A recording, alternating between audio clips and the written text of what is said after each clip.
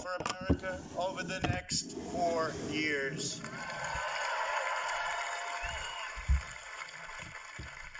We begin this evening. Our thoughts are with the wonderful people who have just come through the wrath of Hurricane Laura. We are working closely with state and local officials in Texas, Louisiana, Arkansas, Mississippi, sparing no effort to save lives. While the hurricane was fierce, one of the strongest to make landfall in 150 years, the casualties and damage were far less than thought possible only 24 hours ago. And this is due to the great work of FEMA, law enforcement, and the individual states. I will be going this weekend, and congratulations. Thank you for that great job out there. We really appreciate it. We are one national family, and we will always protect, love, and care for each other. Here tonight are the people who have made my journey possible and filled my life with so much joy. For her incredible service to our nation and its children, I want to thank our magnificent First Lady.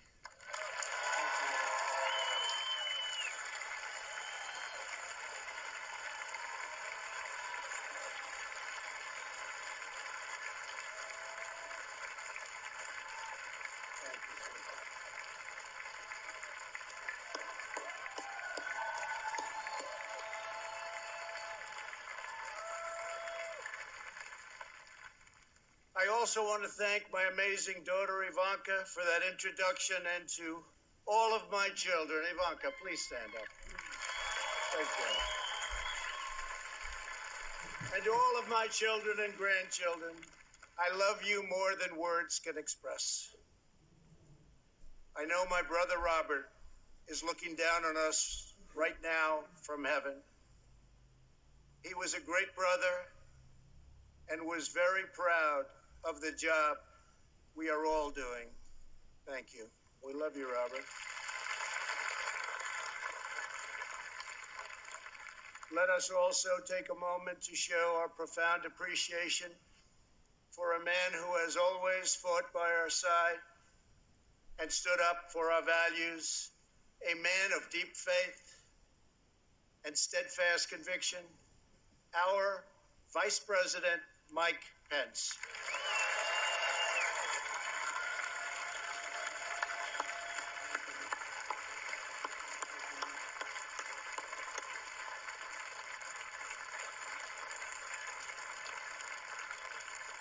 And Mike is joined by his beloved wife, a teacher, and military mom, Karen Pence. Thank you, Karen.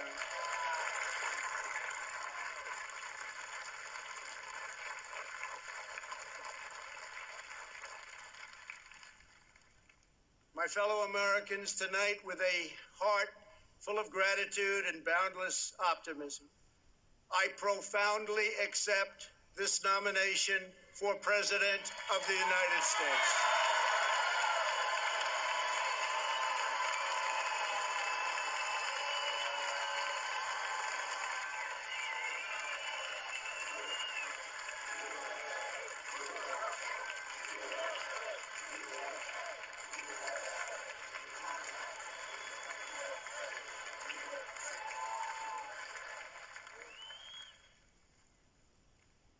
The Republican Party, the party of Abraham Lincoln, goes forward united, determined, and ready to welcome millions of Democrats, independents, and anyone who believes in the greatness of America and the righteous heart of the American people.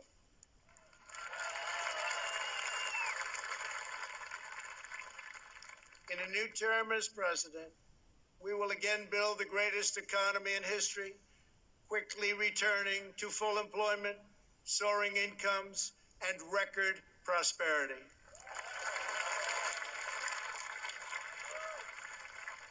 We will defend America against all threats and protect America against all dangers. We will lead America into new frontiers of ambition and discovery, and we will reach for new heights of national achievement. We will rekindle new faith in our values, new pride in our history, and a new spirit of unity that can only be realized through love for our great country.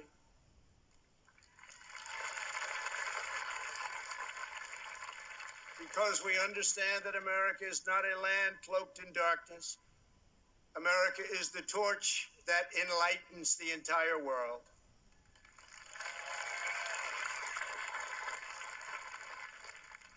Gathered here at our beautiful and majestic White House, known all over the world as the People's House, we cannot help but marvel at the miracle that is our great American story.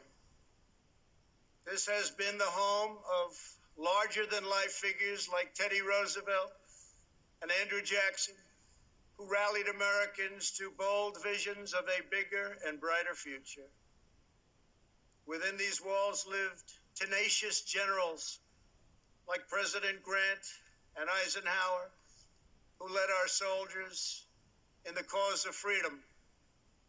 From these grounds, Thomas Jefferson sent Lewis and Clark on a daring expedition to cross a wild and uncharted continent. In the depths of a bloody civil war, President Abraham Lincoln looked out these very windows upon a half-completed Washington Monument and asked God, in his providence, to save our nation. 2 weeks after Pearl Harbor, Franklin Delano Roosevelt welcomed Winston Churchill, and just inside, they set our people on a course to victory in the Second World War. In recent months, our nation and the entire planet has been struck by a new and powerful invisible enemy. Like those brave Americans before us, we are meeting this challenge. We are delivering life-saving therapies and will produce a vaccine before the end of the year, or maybe even sooner.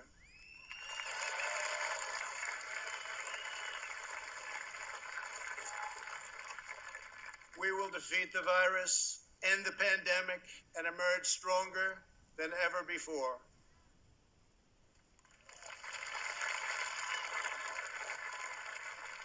What united generations past was an unshakable confidence in America's destiny and an unbreakable faith in the American people.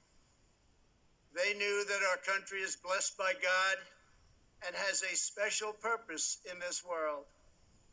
It is that conviction that inspired the formation of our union, our westward expansion, the abolition of slavery, the passage of civil rights, the space program, and the overthrow of fascism, tyranny, and communism. This towering American spirit has prevailed over every challenge and lifted us to the summit of human endeavor. And yet, despite all of our greatness as a nation, everything we have achieved is now in danger. This is the most important election in the history of our country.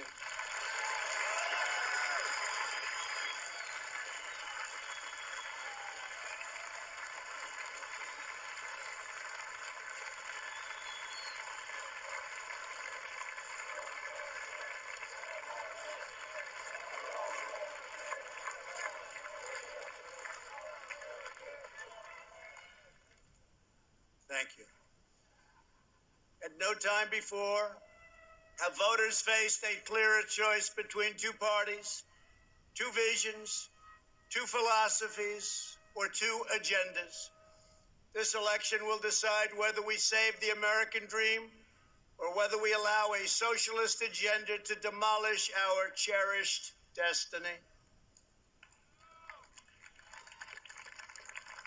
It will decide whether we rapidly create millions of high-paying jobs or whether we crush our industries and send millions of these jobs overseas, as has foolishly been done for many decades.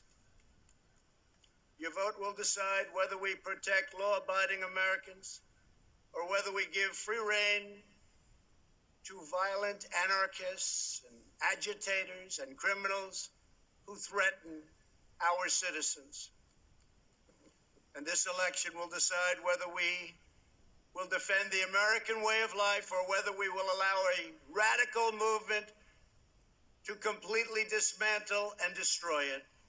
That won't happen.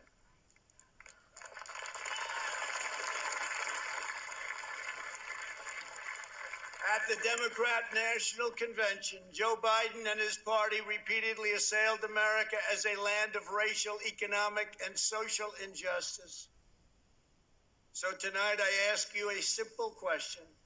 How can the Democrat Party ask to lead our country when it spends so much time tearing down our country?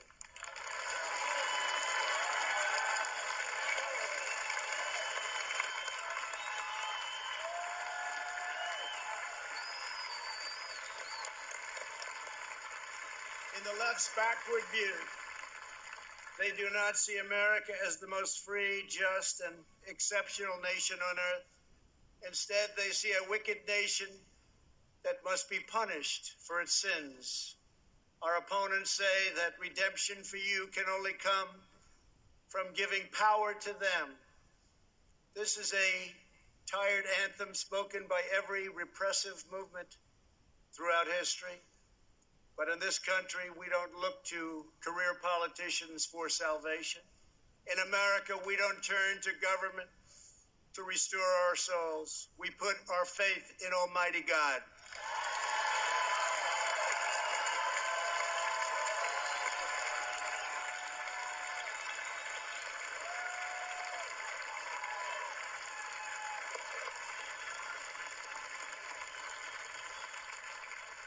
Joe Biden is not a savior of America's soul.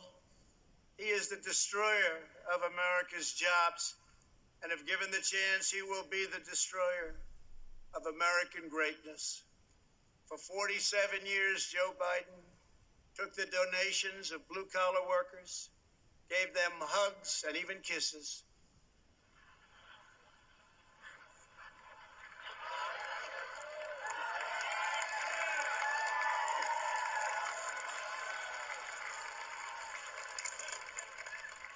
And told them he felt their pain. And then he flew back to Washington and voted to ship our jobs to China and many other distant lands. Joe Biden spent his entire career outsourcing their dreams and the dreams of American workers, offshoring their jobs, opening their borders, and sending their sons and daughters to fight in endless foreign wars, wars that never ended. 4 years ago, I ran for president because I could not watch this betrayal of our country any longer. I could not sit by as career politicians let other countries take advantage of us on trade, borders, foreign policy, and national defense. Our NATO partners, as an example, were very far behind in their defense payments. But at my strong urging, they agreed to pay $130 billion more a year, the first time in over 20 years that they upped their payments.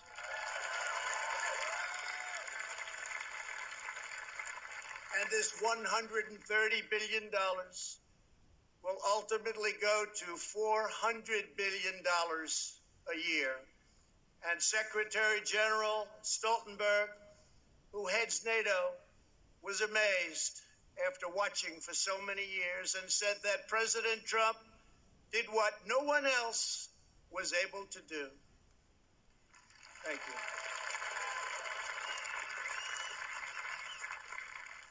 From the moment I left my former life behind, and it was a good life, I have done nothing but fight for you. I did what our political establishment never expected and could never forgive, breaking the cardinal rule of Washington politics. I kept my promise.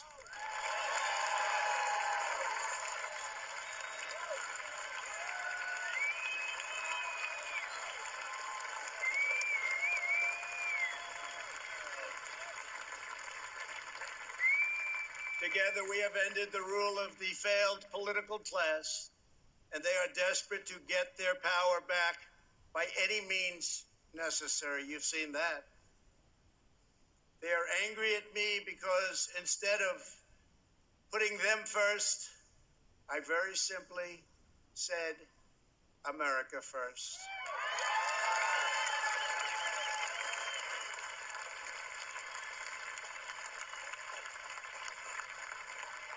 Thank you. Days after taking office, we shocked the Washington establishment and withdrew from the last administration's job-killing Trans-Pacific Partnership. I then immediately approved the Keystone XL and Dakota Access pipelines, ended the unfair and very costly Paris Climate Accord, and secured for the first time American energy independence.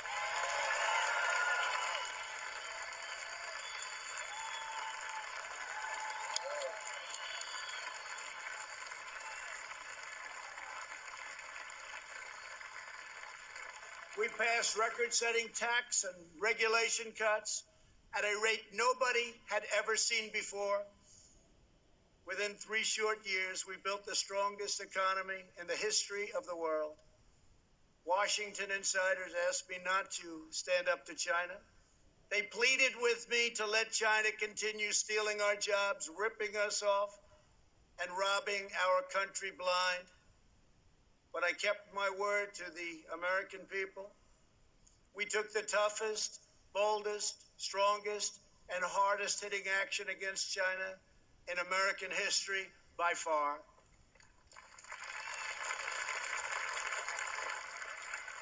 They said that it would be impossible to terminate and replace NAFTA. But again, they were wrong. Earlier this year, I ended the NAFTA nightmare and signed the brand new U.S.-Mexico-Canada agreement into law.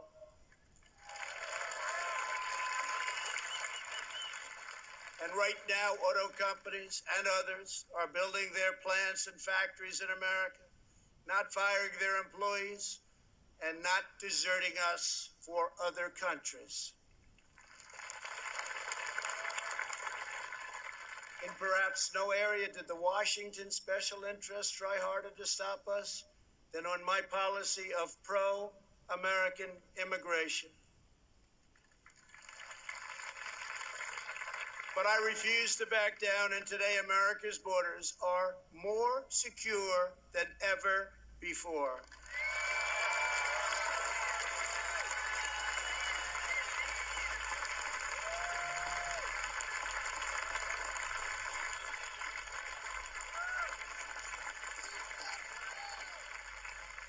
Thank you. We ended catch and release, stopped asylum fraud, took down human traffickers who prey on women and children, and we have deported 20,000 gang members and 500,000 criminal aliens.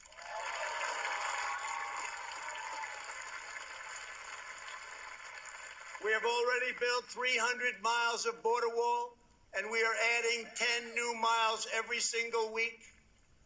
The wall will soon be complete, and it is working beyond our wildest expectations.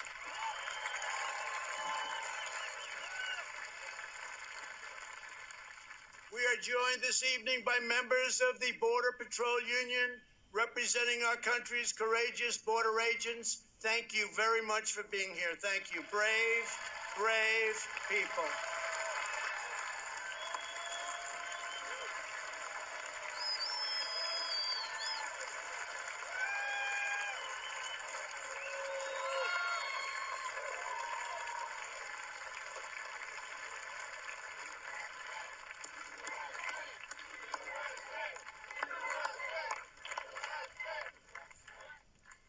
see this country loves our law enforcement. They do. They do. They really do. Love and respect. When I learned that the Tennessee Valley Authority laid off hundreds of American workers and forced them to train their lower-paid foreign replacement, I promptly removed the chairman of the board, and now those talented American workers have been rehired and are back providing power to Georgia, Alabama, Tennessee, Kentucky, Mississippi, North Carolina, and Virginia.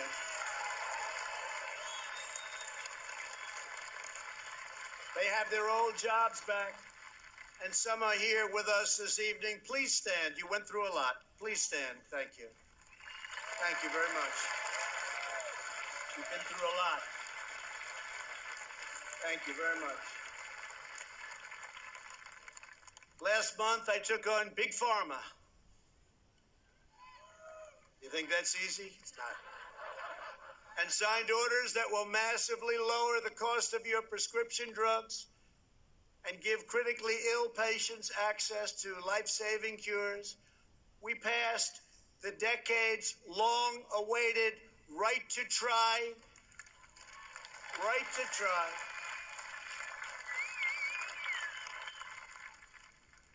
We also passed VA accountability and VA choice. Our great veterans, we're taking care of our veterans. 91% approval rating this month, the VA, given by our veterans. First time anything like that's ever happened. By the end of my first term, we will have approved more than 300 federal judges, including 2 great new Supreme Court justices.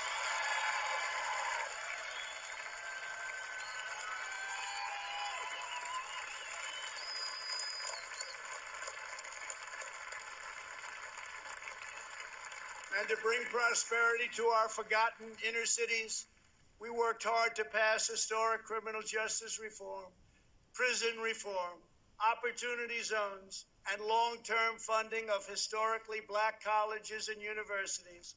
And before the China virus came in, produced the best unemployment numbers for African Americans, Hispanic Americans, and Asian Americans ever recorded.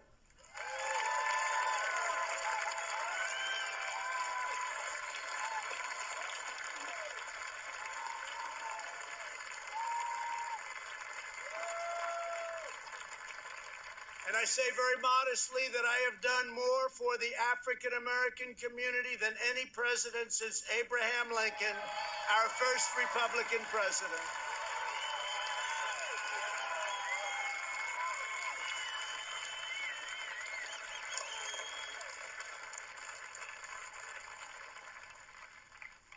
And I have done more in 3 years for the black community than Joe Biden has done in 47 years.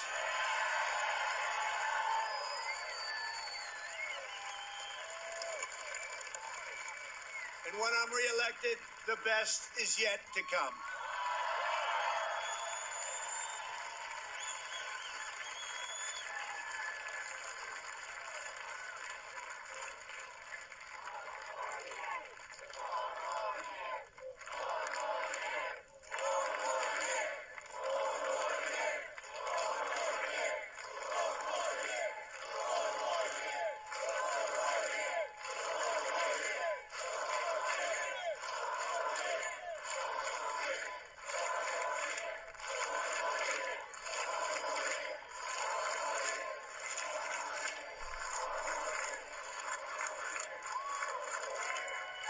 Thank you very much. When I took office, the Middle East was in total chaos. ISIS was rampaging, Iran was on the rise, and the war in Afghanistan had no end in sight. I withdrew from the terrible one-sided Iran nuclear deal.